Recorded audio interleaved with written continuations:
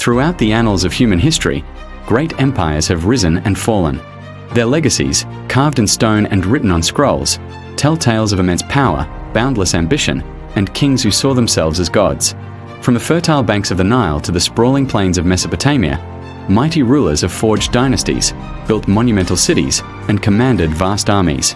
They held the power of life and death, their words were law, and their influence stretched across the known world. Yet, as the sands of time have shifted, these once unshakable thrones have crumbled. Their grand palaces are now ruins, their names whispered echoes in history. This is a story of human ambition meeting divine authority, a testament to a power that outlasts every crown and endures beyond every kingdom. It is the story of how the King of Heaven reigns supreme over the kings of the earth. In the ancient land of Egypt, a civilization of unparalleled grandeur, a pharaoh sat on a golden throne. He was considered a living god, the absolute master of a powerful empire. His will was law, and his decrees shaped the lives of millions. When two Hebrew brothers, Moses and Aaron, stood before him with a message from an unseen God, a demand to let their people go, Pharaoh scoffed. "Who is the Lord," he asked, "that I should obey his voice?" This defiance set the stage for a dramatic confrontation between the mightiest ruler on earth and the creator of the universe. What followed was a series of devastating plagues, each one a direct challenge to the gods of Egypt and a demonstration of a power far greater than Pharaoh's.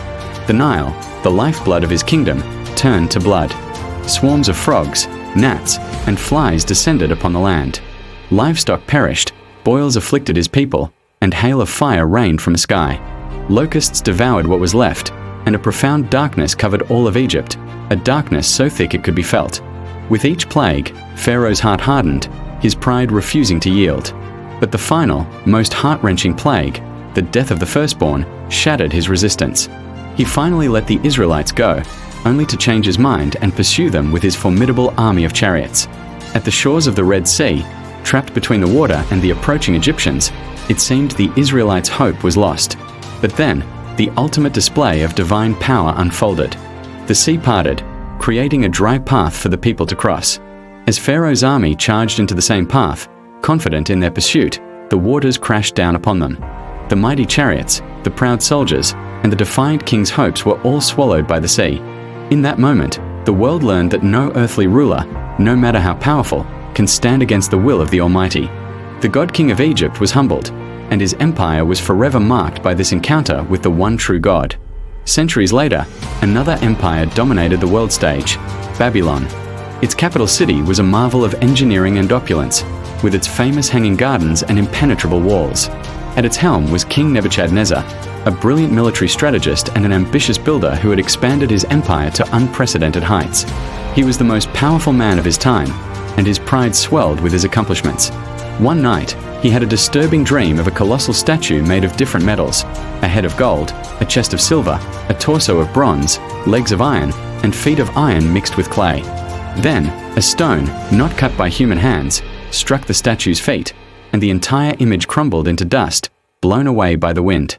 The prophet Daniel was summoned and revealed the dream's meaning. Nebuchadnezzar was the head of gold, but his kingdom, and the successive world empires, would eventually be replaced until God himself established a kingdom that would never be destroyed. Despite this warning, Nebuchadnezzar's pride only grew.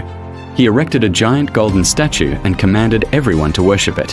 When three young Hebrew men, Shadrach, Meshach, and Abednego, refused, he ordered them thrown into a fiery furnace, heated 7 times hotter than usual.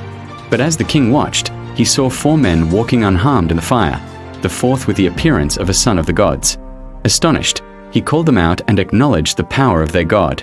Yet, the lesson was not fully learned.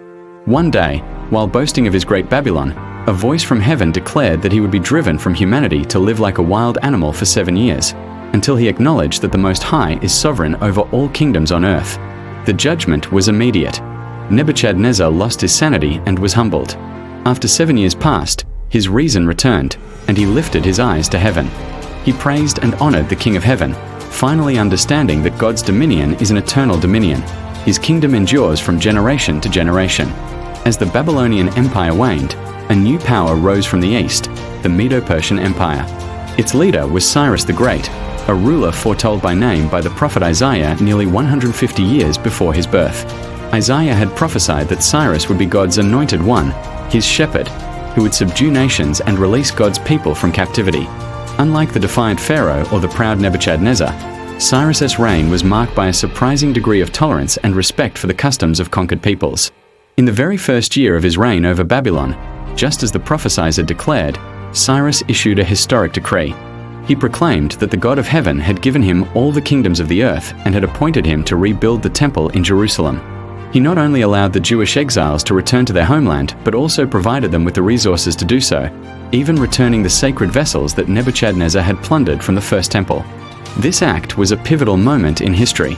Cyrus, a Gentile king, became an instrument in the hands of God to fulfill his promises to his people. He did not act out of defiance or pride, but in a way that aligned with a divine plan he may not have fully understood. His story is a powerful illustration of how God can use anyone, even the most powerful secular rulers, to accomplish his purposes. He moves the hearts of kings, directs the course of empires, and orchestrates history to fulfill his sovereign will, proving that he is the ultimate author of the human story. Generations later, as the Roman eagle cast its shadow over Judea, another king sat on a precarious throne. His name was Herod, known as Herod the Great.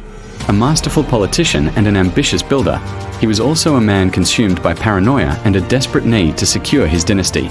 He ruled as King of the Jews under Roman authority, and his reign was a paradox of magnificent construction and brutal cruelty. He undertook massive building projects, including the spectacular expansion of the Second Temple in Jerusalem, earning him a place in history as a great builder. Yet, his court was a place of intrigue and fear. He executed his own wife and several of his sons, driven by the constant dread of being overthrown. It was into this tense and volatile world that a new king was born, not in a palace, but in a humble stable in Bethlehem. When wise men from the east arrived in Jerusalem asking, "Where is the one who has been born king of the Jews?" Herod was deeply disturbed. The thought of a rival claimant to his throne, especially one with a divine prophecy attached, terrified him. He pretended to want to worship the child but secretly plotted to destroy him. His plan failed. Warned in a dream, the child's family escaped to Egypt. In a fit of rage, Herod ordered the massacre of all male infants in Bethlehem, a final, desperate act to eliminate any threat to his power. But his efforts were in vain. Herod, for all his earthly power, his grand palaces, and his ruthless command, could not stop the divine plan. He died a miserable death, his kingdom eventually fragmenting, while the child he sought to destroy would grow up to establish a kingdom not of this world, an eternal kingdom that Herod's worldly power could never touch. From the pride of Pharaoh to the madness of Nebuchadnezzar, from the decree of Cyrus to the paranoia of Herod, the thrones of history tell a single, overarching story. Human empires, no matter how vast or glorious, are temporary. Their power is fleeting, their glory fades, and their kings are but mortal men. Above them all, there is a throne that cannot be shaken, a kingdom that has no end. The Lord is sovereign over the nations. He raises up kings and deposes them. He weaves their ambitions, their fears, and their decrees into the grand tapestry of his eternal purpose. The story of history is his story, a testament to the fact that while earthly crowns will always fall, the King of Heaven reigns forever. Thank you for watching.